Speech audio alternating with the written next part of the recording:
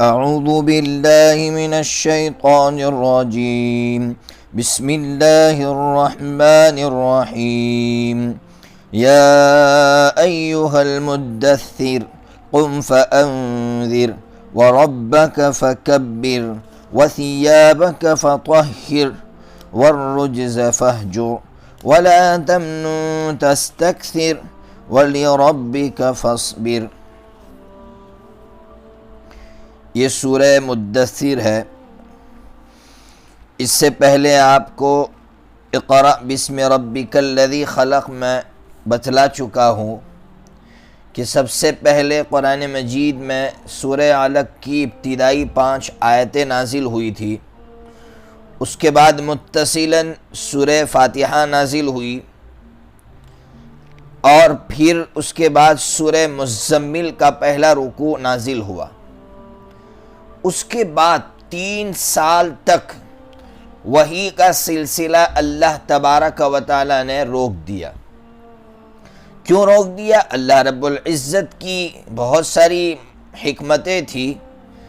ان حکمتوں میں سے ایک حکمت یہ تھی کہ 3 سال تک یہ جو ایک جماعت تیار کرنا ہے جو اپنی ذات کی اصلاح کر لے۔ اس لیے سورہ مزمل میں آپ کو بتلاؤں گا کہ سورہ مزمل میں انسان کی ذات کی اصلاح کیسے ہو، اس کے لیے اللہ تبارک و تعالی نے نسخے بتلائے۔ تو سورہ مزمل نازل فرمائی، 3 سال تک وحی کا سلسلہ روک دیا تاکہ ایک جماعت اپنی ذات کی ایک اصلاح کر سکے اور ایک جماعت تیار ہو کر پھر معاشرے کی اصلاح کر سکے۔ اس لیے یہ جو سورہ مدثر ہے وہ 3 سال کے بعد نازل ہوئی ہے۔ کیسے نازل ہوئی ہے وہ سمجھیے، اور اس میں اللہ تبارک و تعالیٰ کیا کہنا چاہتے ہیں۔ جب یہ وحی کا سلسلہ رک گیا تو حضرت نبی پاک صلی اللہ تعالیٰ علیہ وسلم بہت زیادہ پریشان تھے۔ اسی لیے آپ کو ایک شوق ہو گیا تھا نا کہ میں اللہ سے بات کروں، اس لیے آپ غار حرا میں 1 مہینے تک اعتکاف کے لیے چلے گئے تھے۔ اسی دوران اعتکاف کے بعد جب آپ پہاڑ سے نیچے اترے ہیں، غار حرا سے، جب جبل نور جس کو کہا جاتا ہے، اس سے جب آپ نیچے اترے تو آپ نے ایک آواز سنی۔ آپ کو یہ آواز اسی فرشتے کی محسوس ہوئی جو پہلی دفعہ وحی لائے تھے، یعنی حضرت جبرائیل علیہ السلام۔ آپ نے دائیں بائیں مڑ کر دیکھا، کچھ نظر نہیں آیا۔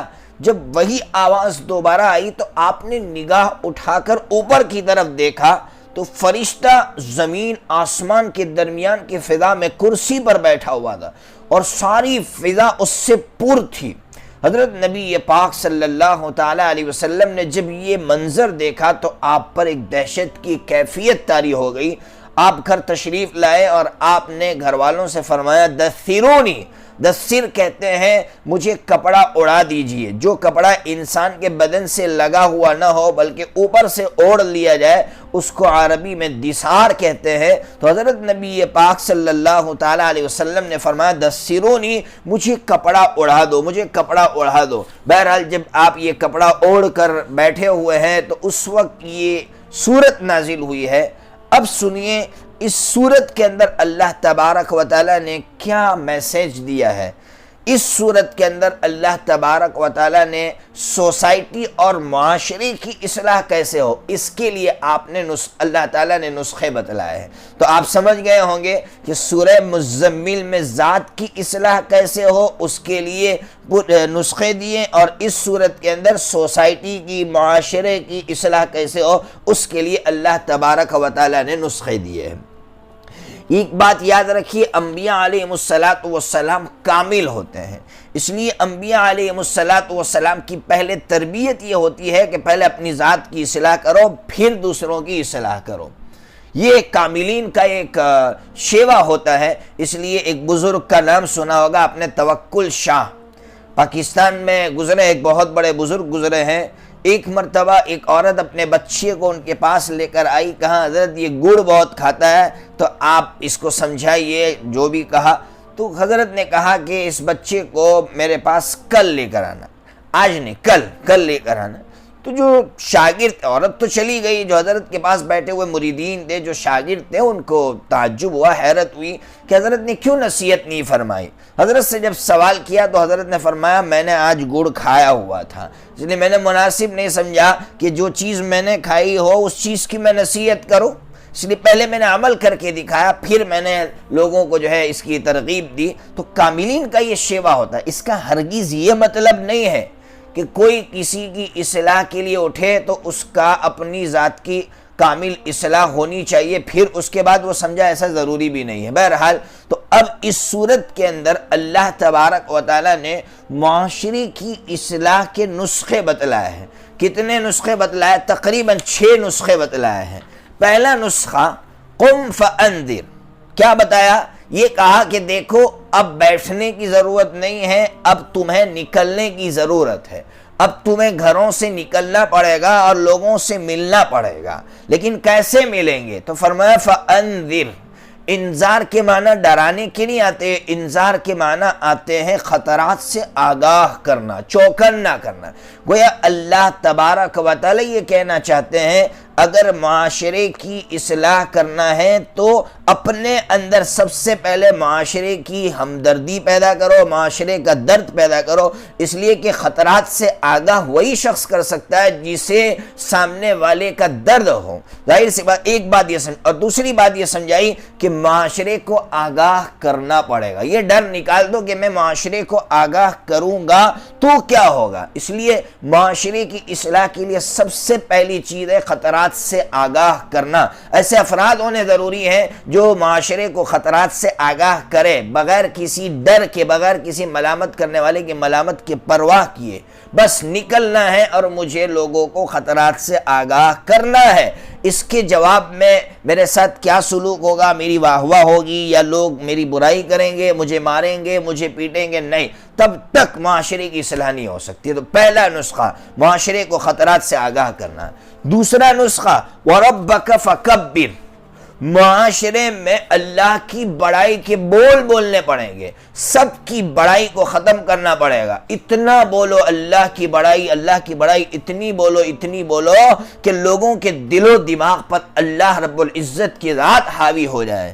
تب تک معاشرے کی اصلاح نہیں ہو سکتی ہے۔ جب تک معاشرے کے دل و دماغ میں جو ہے دوسروں کی بڑائی ہوگی، بادشاہ کی، امراء کی، تب تک وہ معاشرہ پاکیزہ نہیں ہو سکتا، معاشرہ وہ صاف ستھرا نہیں ہو سکتا ہے۔ تو دوسرا نسخہ بتلایا کہ معاشرے کو پاک صاف کرنے کے لیے اللہ رب العزت کی بڑائی بولنی ہوگی۔ اور تیسرا نسخہ فرمایا وَثِيَابَكَ فَطَهِّرْ، اس کا لفظی ترجمہ ہوتا ہے اپنے کپڑوں کو پاک کیجئے، لیکن مفسرین فرماتے ہیں اللہ رب العزت کی بات بڑی جامع ہوتی ہے، بہت اندر معنی اپنے اندر لیے ہوئے ہوتی ہے اللہ تبارک و تعالیٰ کی بات۔ اللہ یہ کہنا چاہتے ہیں کہ معاشرے کو خوبصورت بنانا ہے تو اس کے ظاہر کو پاک کرنا پڑے گا، سوسائٹی کے ظاہر کو پاک کرنے گا۔ آپ سوچئے، اسلام ہی وہ واحد مذہب ہے، قرآن ہی وہ واحد کتاب ہے جس نے اس کی طرف ترغیب دیا۔ آپ دیکھیے دوسرے مذاہب کے جو مذہبی لوگ ہیں، اب چاہے وہ جو ہے پنڈت ہو، سنت ہو، یا دوسرے جن لوگوں نے سنیاسی جو راہب ہوتے ہیں، پادری ہوتے ہیں، ان لوگوں کو ظاہر کی کوئی پرواہ نہیں ہوتی، پرا گندہ رہتے ہیں، نہاتے نہیں ہیں، اور سوسائٹی کے ظاہر کی اصلاح کی کوئی فکر نہیں۔ اسلام وہ واحد مذہب ہے جو یہ کہتا ہے کہ وہی معاشرہ پروان چڑھ سکتا ہے، وہی ترقی کر سکتا ہے جو اپنے ظاہر کو پاک صاف رکھے، جس کے افراد کا ظاہر پاک ہو، جس کی سوسائٹی پاک ہو، اس کا صحن پاک ہو، راستے پاک صاف ہو، وہ پروان چڑھ سکتا ہے، ورنہ وہ پروان نہیں چڑھ سکتا۔ اس لیے مسلمانوں کو سمجھنے کی ضرورت ہے کہ ہمارے گھروں کا صحن، ہمارا برآمدہ اور ہمارے راستے کتنے گندے ہوتے ہیں۔ مسلم نوجوان گٹکھا کھاتے ہیں گھروں میں، اسی طرح جاتے ہیں، نہ منہ صاف کرتے ہیں۔ حضرت نبی پاک صلی اللہ تعالیٰ علیہ وسلم کی سنت مبارکہ ہم سنتے ہیں کہ جب آپ گھر میں داخل ہوتے تو آپ پہلے اپنے منہ کو مسواک سے صاف کرتے، اس کے بعد گھر والوں سے ملتے، بات کرتے کہ کہیں میرے اس منہ کی بدبو سے میرے گھر والوں کو تکلیف نہ ہو۔ آپ سوچئے، حالانکہ میرے آقا کوئی ایسی چیز نہیں کھاتے تھے، اس کے باوجود یہ سبق دے رہا ہے۔ اس لیے معاشرے کو پروان چڑھانا ہے تو اس کے ظاہر کو صاف کرنا پڑے گا۔